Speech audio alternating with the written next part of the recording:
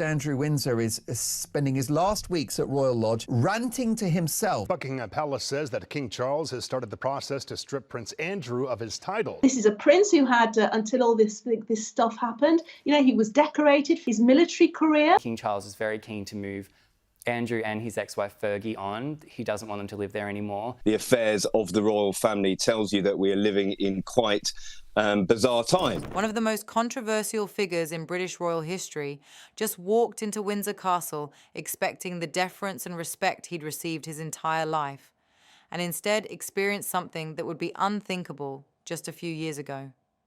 Staff stood upright instead of bowing. Guards looked away instead of saluting, and palace employees apparently relished calling him Mr. Mountbatten-Windsor, like he was a regular citizen renewing a driver's license. Prince Andrew spent decades demanding instant obedience from royal staff, barking orders, complaining when people didn't bow properly, and treating employees like servants who existed solely for his convenience. But that wasn't even the most devastating blow to his remaining status. King Charles has now deliberately ordered a complete cultural shift at Windsor, instructing staff that Andrew receives absolutely no special treatment, cutting off the meal delivery service from palace kitchens that Andrew had enjoyed for years, and preparing to move him into what insiders are describing as internal exile at a remote cottage on the Sandringham estate. But here's what changes everything about how we understand the entire scandal. New emails have just surfaced showing Andrew frantically communicating with Jeffrey Epstein's circle long after he publicly claimed to have cut all ties, writing messages like, "I can't take any more of this," begging for protective statements to be drafted, and desperately pleading for his name to be removed from anything connecting him to Epstein's growing scandals. Once you understand what these emails reveal about Andrew's actual state of mind during the years he was publicly projecting calm confidence, why the loss of symbolic deference from palace staff represents the complete collapse of royal power that was built entirely on those symbols, and what King Charles is doing to create maximum distance between the monarchy and his disgraced brother, you'll realize we're watching the final chapter of a royal downfall that's far more damning than anyone previously understood. Andrew Mountbatten-Windsor walked into Windsor Castle recently expecting the respect and deference he'd received throughout his entire life. What he experienced instead was systematic humiliation. For decades, staff members bowed when he entered rooms. They addressed him as "Your Royal Highness." They moved out of his way, fetched his meals on demand, and treated him like untouchable royalty, elevated above ordinary citizens. But when Andrew returned to Windsor recently for the first time since losing his official titles and roles, absolutely everything had fundamentally changed. Staff stood upright with no bowing. Guards deliberately looked away instead of offering crisp salutes. Palace employees reportedly relished the opportunity to call him Mr. Mountbatten-Windsor, as though he were an ordinary citizen conducting routine bureaucratic business. And that represents just the beginning of what King Charles has systematically taken away from his younger brother. But understanding the full scope requires examining exactly what happened and why there's absolutely no pathway back to royal status. According to detailed reports from Ephraim Hardcastle writing in the Daily Mail, Andrew's Windsor visit was an absolute disaster from his perspective. The staff who once nervously bowed in his presence now stood tall and confident. The guards who previously offered respectful salutes deliberately turned their backs, and the employees who always greeted him with his full royal title genuinely enjoyed dropping it entirely. For a man who spent his entire life demanding and receiving automatic deference based solely on birth status, this represented devastating psychological punishment. But here's what makes the situation even more humiliating for Andrew. This wasn't accidental or the result of confused staff forgetting protocol. King Charles deliberately and explicitly ordered this cultural shift throughout Windsor.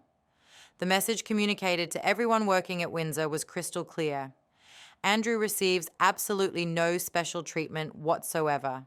None. He's to be treated like any other private citizen who happens to have historical family connections. And then there's the meal situation that reveals how thoroughly Charles has cut off his brother's access to royal privileges. For years, Andrew enjoyed what palace insiders describe as a comprehensive royal delivery service.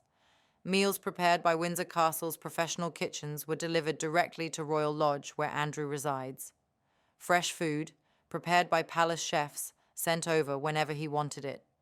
That arrangement has been completely terminated. Staff have been explicitly instructed that nothing goes to Andrew anymore. If he wants lunch, he figures it out himself or relies on whatever Sarah Ferguson can manage to prepare between her various failed business ventures. For someone who spent decades having every conceivable need anticipated and met before he even had to ask, this cuts extraordinarily deep psychologically. The food delivery represented access, privilege, and the foundational assumption that the institution would always take care of him regardless of circumstances. That assumption is completely gone now. But truly understanding why this matters requires knowing how Andrew treated these exact same staff members for decades before his fall. He was absolutely notorious among palace employees. Former aides have spoken openly to media about his volcanic temper, his complete lack of basic gratitude, and the way he barked orders without acknowledging people as human beings deserving of basic respect. His infamous catchphrase that became legendary among palace staff was, "Hurry up," shouted aggressively at employees who walked too slowly for his personal liking. He demanded instant service on every conceivable matter. Trousers pressed immediately with no advance notice. Last-minute flights arranged without reasonable warning. And if staff members forgot to bow properly or used the wrong formal address, he would glare menacingly, lecture them about proper protocol, and sometimes file formal complaints to their direct supervisors. So imagine how those exact same employees feel today, free to stand tall in his presence, free to look him directly in the eye without fear of reprimand, free to call him Mr. Mountbatten-Windsor like he's a neighbor who accidentally received the wrong mail delivery. Some staff members don't just tolerate this new protocol out of obligation. They actively and genuinely enjoy it.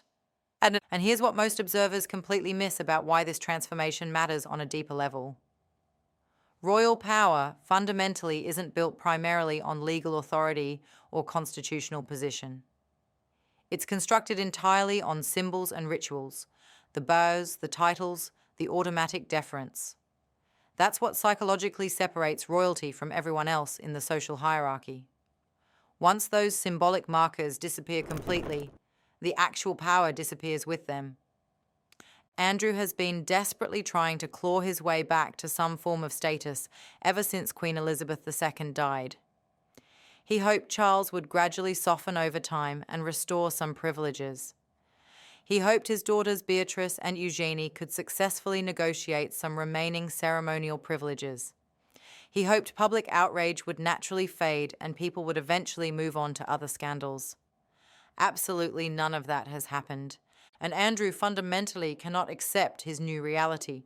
He still carries himself like active royalty, even though the monarchy has deliberately and systematically stripped that entire identity away.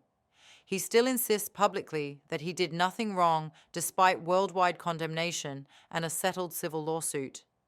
He still expects sympathy from the public when his own arrogance and poor judgment created this entire catastrophic mess. And he still absolutely refuses to leave Royal Lodge voluntarily, despite King Charles's clear desire to relocate him. He fundamentally cannot psychologically adjust to his new status. So when Windsor staff refuse to bow to him, it's not merely socially embarrassing. It completely destabilizes his entire sense of self and identity that was built over decades around automatic deference. But here's where the story takes its most damning and potentially explosive turn. New emails have recently surfaced, private communications between Andrew and members of Jeffrey Epstein's inner circle, and they completely destroy Andrew's carefully constructed public narrative that he presented during his disastrous BBC interview. In these newly revealed messages, Andrew isn't the calm, composed, slightly befuddled figure he carefully presented to Emily Maitlis on television. He's frantic, panicked, completely overwhelmed by the growing scandal. At one point, he writes explicitly, "I can't take any more of this." That single desperate line reveals everything about his actual mental state. A man who spent decades projecting supreme confidence and royal control, suddenly exposed as desperate and genuinely terrified about what might be revealed. The emails show him begging contacts to draft protective public statements on his behalf, insisting frantically that he knew nothing about illegal activities and wasn't involved in anything improper, demanding that his name be urgently removed from anything that might connect him to Epstein's rapidly growing scandals. And here's the part that completely destroys his carefully maintained public credibility. These emails conclusively prove he was still actively communicating with Epstein's circle long after he publicly claims to have completely cut ties and moved on. This wasn't a distant, disconnected relationship that ended years earlier, as he suggested. He was knee-deep in active crisis management, coordinating responses with Epstein associates, pleading for help containing the damage, genuinely terrified of what revelations were coming. His public claims during the BBC interview that he barely knew these people, that he'd definitively moved on years ago, that the relationship was ancient history, all pure calculated performance. The emails expose those claims as complete fabrications. For someone who once felt completely invincible due to royal status, seeing his own desperate private words come back to haunt him publicly represents the ultimate form of humiliation. These messages fundamentally change everything about how we understand the entire Andrew saga. Until now, the palace could carefully frame him as simply a foolish royal who made some regrettable choices, but had completely stepped away from problematic associations. The emails completely destroy that careful framing.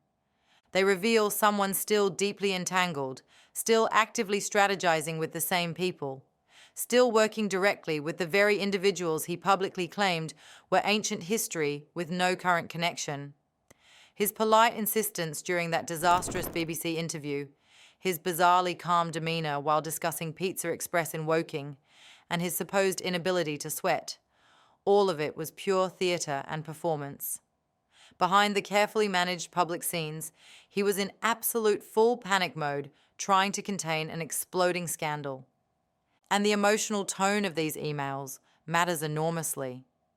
He's not calmly and professionally managing a routine PR problem with royal composure.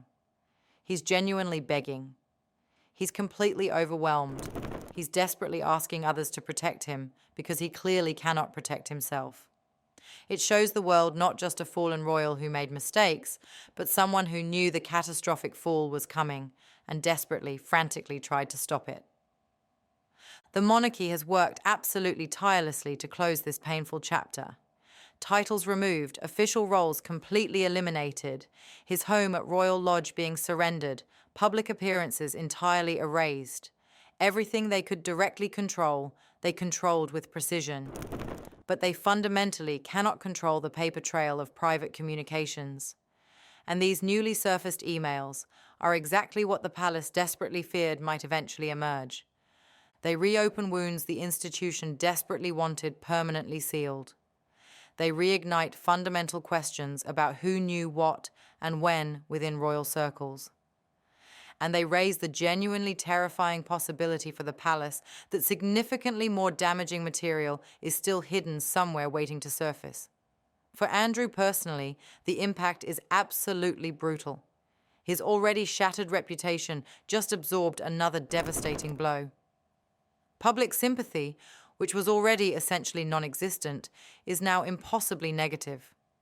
Even within traditionally protective royal circles, whatever limited patience remained has completely evaporated. For the monarchy as an institution, the fear is straightforward and existential. If this is what has surfaced publicly, what else is still hidden out there? King Charles has made it abundantly and repeatedly clear through his actions that there is absolutely no pathway back to royal status for Andrew. He's being systematically moved to a private cottage on the Sandringham estate, one of the most geographically remote royal properties far from London. It's being described by palace insiders as deliberate internal exile, and the move is happening soon, likely immediately after the Christmas holiday period concludes. This is where we currently stand. A former working royal completely stripped of everything that once defined his entire identity and purpose. Staff who once feared him now openly relish treating him like any other ordinary citizen. And private messages revealing a dramatically different man than the confident figure he carefully presented publicly during that BBC interview. Not self-assured or innocent at all, but frantic, frightened, and desperately begging to escape a scandal he directly helped create through his own choices and associations. These newly surfaced emails represent a genuine turning point in the narrative. They fundamentally redefine his legacy and expose the cracks behind years of carefully managed public denials. The question now isn't whether Andrew will somehow recover his status and reputation. It's whether the monarchy can distance itself quickly enough from whatever these emails might reveal next, if additional communications eventually surface. That's it for today, folks. See you in the next video.